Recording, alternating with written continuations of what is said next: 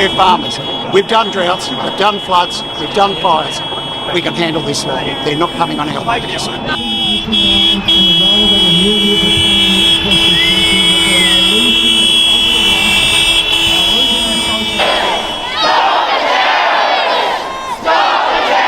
What generation farmer are you? How long have you been farming up that way? We've been farming since the 1870s, north of St Arnaud. That's a long time. Yeah, it's a long time, a lot of generations. What brings you down to Spring Street today? Well, we're here to protest against the transmission lines as part of AMO's big grid build. They're trying to walk onto our farms, take control of our farms, and the process involved so far has been disgraceful. They're constructing a power line, and they're also constructing the process of doing it, the regulations, the controls, the measures, all the way through it's been constructed. This is very poor policy and very poor government. Fifth generation farmer at Savannah, that's where the power lines are going through. Yeah. And we farm grains, mainly canola, wheat and barley, and with some legumes and merino sheep. We can't understand why we need to have these massive power lines through our community, through our farming land. Very productive farming land at that. And we are wanting to produce food and fibre. We don't want to be involved in transmitting power from Victoria into New South Wales. We are agricultural people. So, and there's alternatives. The farmers here are ready to help you do it because we care about renewable energy just as much as everybody else does. In fact, that renewable energy mostly comes from our farmland too. So we're making your food, we're making your energy, and we're just asking to be respected and to get it right, because this is a once-in-a-generation opportunity to understand this critical infrastructure that the country needs, and we shouldn't be paying for a failure to plan. We initially found out about this in middle of March when the Weekly Times rural newspaper published an article, and that's the first we heard of it. Consultation, they're trying to consult, but we've looked behind the consultation and the work hasn't been done. People say, where are the answers? They haven't done the work. They haven't done the work on insurance. They haven't done the work, what the Essential Services Commission, which Section 93 allows them to enter our properties. They haven't got a licence to even do that at the moment. So everything that needs to be done to do this has not been done. And it's not proper. It's not proper.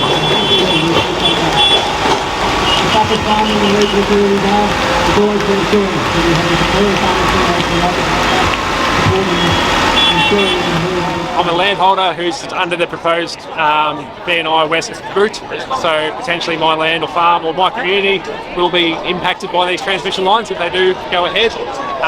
I guess I've been one of the core few that have tried to bring today together to, be heard and let the government know that we're not going to be railroaded, we're not going to lay down. The food security is important, our lives are important, and the environment's important. So today we've kind of brought everyone together to come down here. We've had obviously 40 plus tractors come down. How many tractors are there? 40 plus, 46 I think. Tractors have come down today as well, left their farms and stuff. Had all the farmers on the steps and rural regional community members on the steps. So, 200-300 I guess here as well.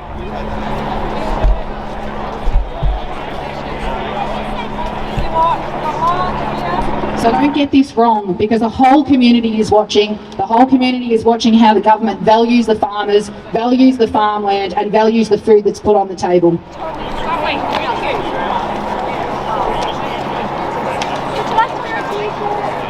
A whole heap of residents from both the west and northern regions coming out in protest against the proposed transmission lines that will be constructed in their seats. Listen to the people and develop your policies on that. Saying that we're going to put in lines against the people's wishes, that's not what your constituents are asking for.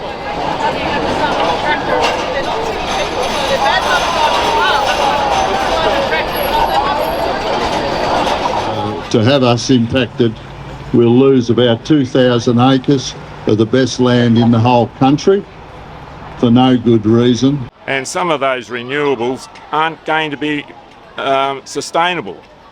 Like turbine blades, they're going to be buried in. That's not sustainable, and they cost too much. The carbon footprint on turbines is just too high. This is a testament to what people are concerned about. 800 firefighters will resign if this goes ahead. I'm going to move a motion in the upper house to have an inquiry into transmission. We need to know what the best solution is for transmission.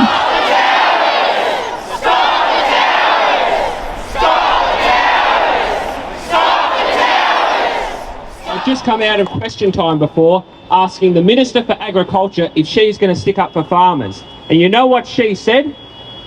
She said it's someone else's problem.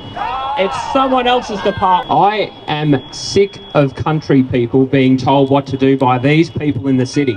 It's gotta stop. What is going on is an absolute disgrace. Our farm is in the middle of AENO and this government's VNI West proposed transmission line. This proposal includes massive 85 metre tall towers through productive country agricultural land and sensitive natural habitats. We see these transmissions having detrimental impacts on both the environment and the way we farm.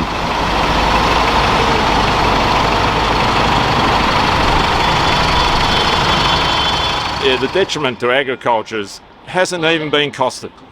Why not? It's going through farmland. What about loss of equity?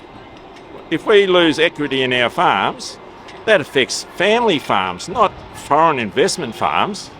So it's a whole range of bad policy.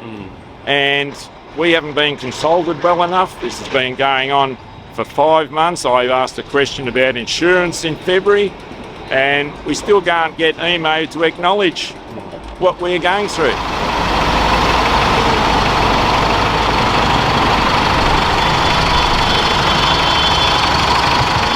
Now, Jason met with us last night, the National Party of Victoria, with a contingent of very passionate landholders, and they articulated very, very clearly why the government-supported current proposal of VNI West simply is the wrong route. We are throwing... The National Party of Victoria are throwing our full support behind Plan B and behind your preferred route. Full time on the farm sort of thing, so the guys that have given that walked away to be down here today speaks volumes about how passionate they are, how frustrated they are, and how much they want to be heard. So this is the major concern that we have now, to get behind and express our point of view to city people too. We don't want to hold them up for too long, but we're trying to draw attention to the plight that we've got to be listened to. This is food and agriculture. It's I can't understand I can't express how bad it is, because there's nothing much good in it for us. You're dealing with multinational companies, and this is about power, this is about money. They talk about consulting farmers and compensating farmers. That's compensation. Compensation is not income. The other players in this are making profits. They're making money. This is a big power line. This is for big companies. This is for big business. This is for big foreign investors. And the government are allowing them to do it. They're opening the door and saying, come right in to farmland. They're out to farm our land for electricity. It's just not good enough. They're going to destroy our environment, destroy the amenity of the land, destroy our farmland, and also our environment, our trees. Well, we've got trees there in our farm that have been locked off for 25, 30 years to regenerate, to try to keep that. We're very proud of that. And the farmers are very proud of the vegetation that's left, the trees are left, the wildlife's left. We value it, we love them. Now, the Greens aren't going to come and help us.